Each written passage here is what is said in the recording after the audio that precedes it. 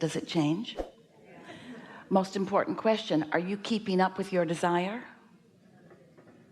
Because if you are, your desires feed you, they call you, they thrill you, they refresh you, they call life through you. They don't overwhelm you or disappoint you or worry you.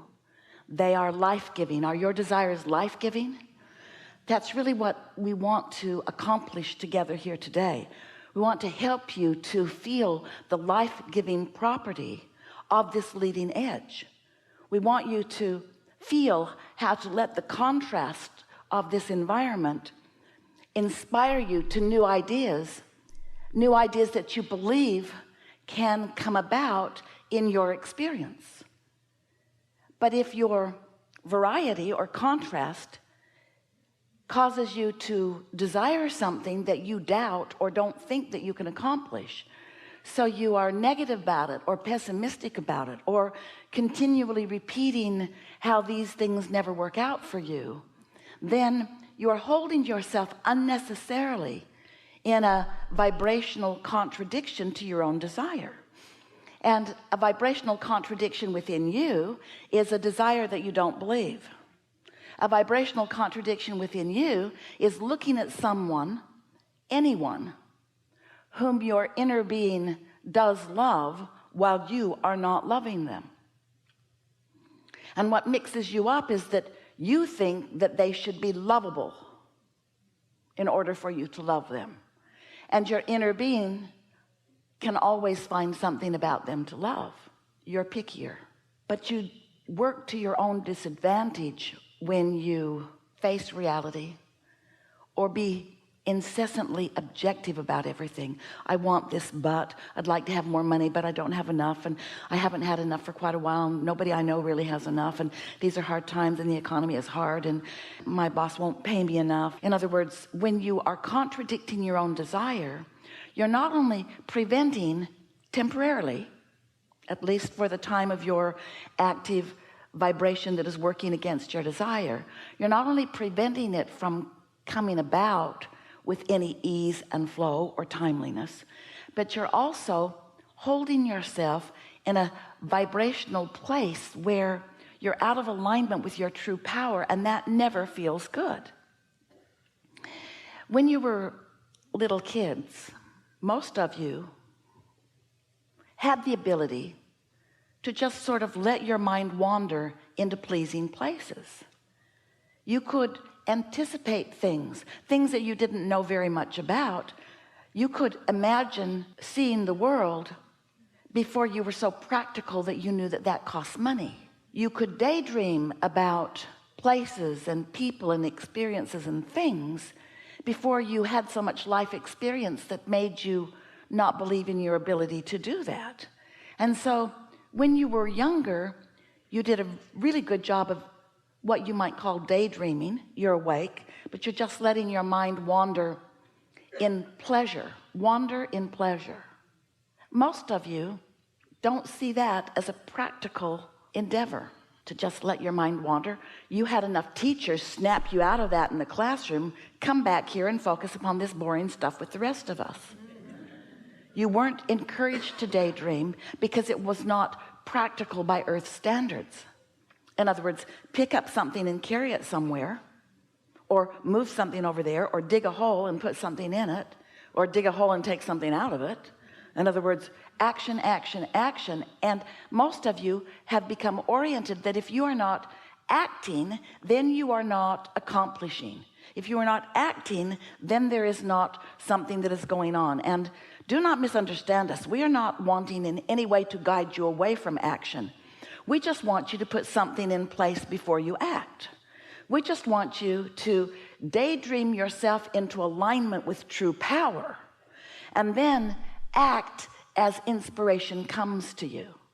We would like you to act on your daydreams. Now, we've been having a little bit of difficulty getting Esther to really comprehend and exercise what we are talking about with daydreams, because she has always been a practical girl who wants to accomplish.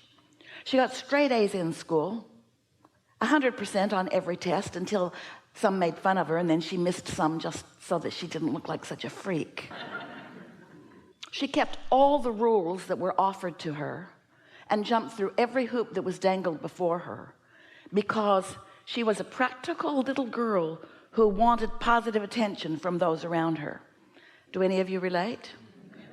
And the reason that she kept doing it is because she kept succeeding at it. In other words, she jumped through a hoop and got lots of attention, and so she was willing to jump through another hoop. Now, if she'd missed some of those first hoops, or if she'd had negative people around who were not encouraging about the hoops, she might not have had so much success. And in many ways, it might have been better for her if she hadn't become such a successful hoop jumper.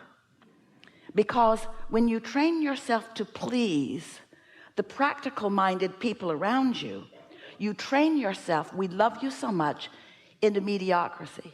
You train yourself into low power, low energy, low achievement. You train yourself into the kind of achievement that only moving stuff from place to place can accomplish.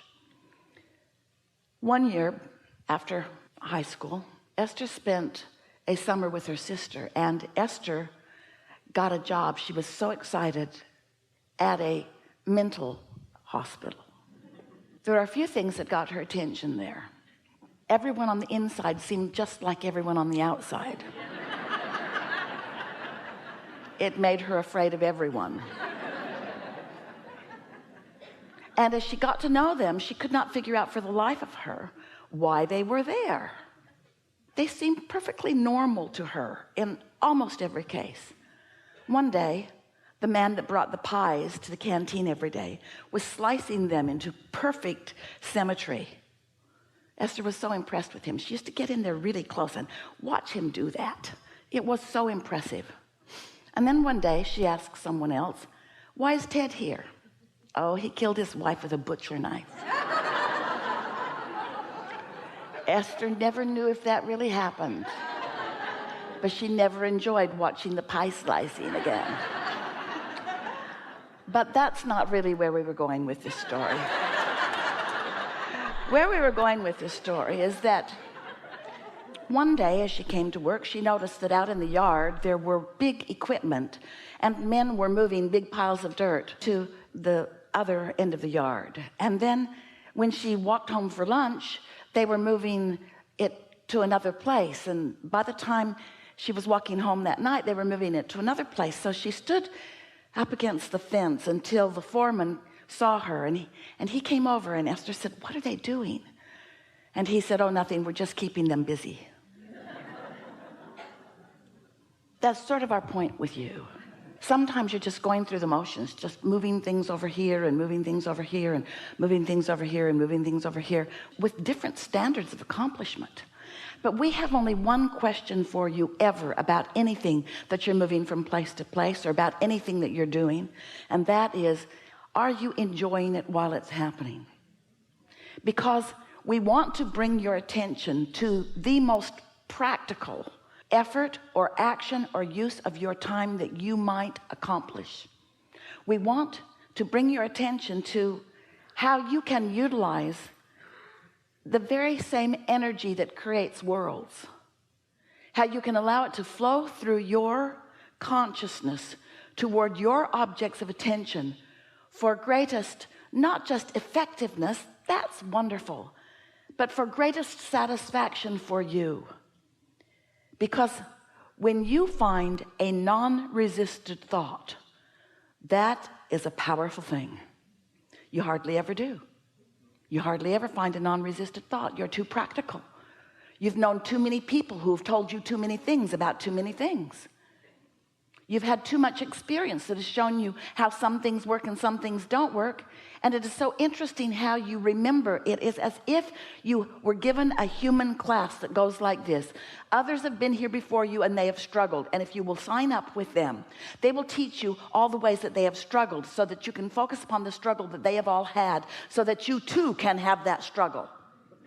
That's not the way they tell you in the class. They tell you, we will tell you about our struggles so that you can avoid them, but that is not how it works. because this is a universe of attraction, not a universe of exclusion. When you see something you want and say yes to it, you offer a vibration about it and you summon it to you. But when you see something that you don't want and you shout no at it, you offer a vibration that calls it to you. There is no such thing as no, go away from me in this universe of attraction. It's all your attention to it summons it.